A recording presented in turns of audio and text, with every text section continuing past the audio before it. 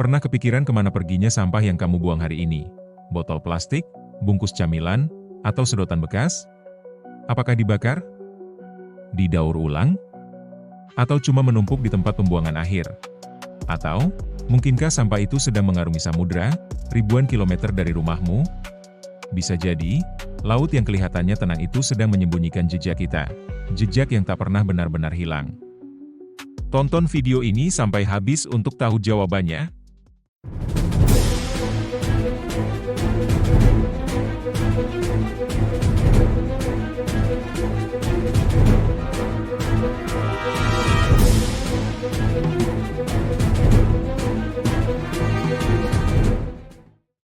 Masalah sampah di lautan seringkali dianggap remeh karena tak selalu terlihat oleh mata. Tapi justru karena itu, ia menjadi masalah besar yang perlahan menghancurkan ekosistem, membunuh satwa laut, dan diam-diam kembali ke tubuh kita sendiri. Setiap tahun, lebih dari 11 juta ton sampah plastik masuk ke laut. Itu setara dengan satu truk sampah plastik yang dibuang ke laut setiap menit. Tanpa perubahan yang berarti, angka ini bisa meningkat menjadi 29 juta ton per tahun pada 2040. Dan perlu dicatat, sampah-sampah ini bukan muncul begitu saja di tengah laut. Mayoritas berasal dari aktivitas manusia di darat. Sampah rumah tangga, kemasan makanan, kantong belanja, hingga limbah industri yang tidak dikelola dengan baik. Akhirnya mereka terbawa angin, masuk ke sungai, hanyut ke laut. Dan menghilang dari pandangan, tapi tidak benar-benar menghilang dari bumi. Di titik ini, Indonesia punya peran yang signifikan.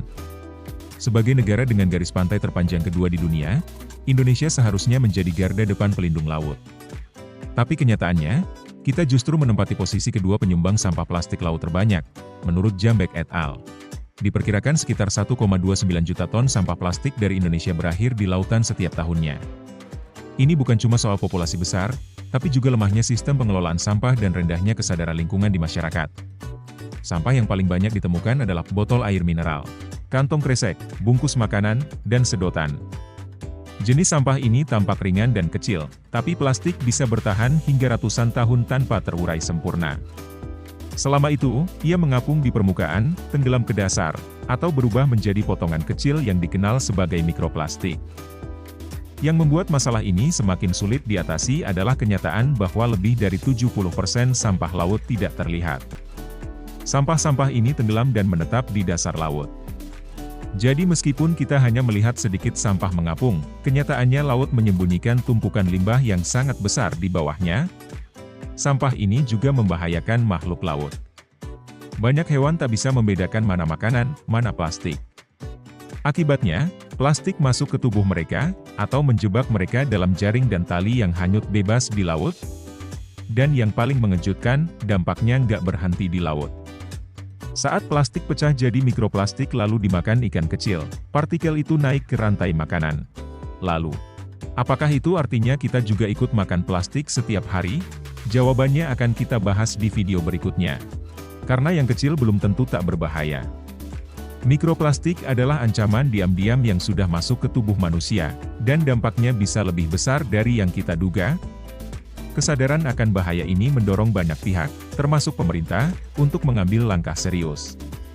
Salah satunya adalah dengan meluncurkan Strategi Nasional Pengurangan Sampah Laut, dengan target pengurangan 70% di tahun 2025.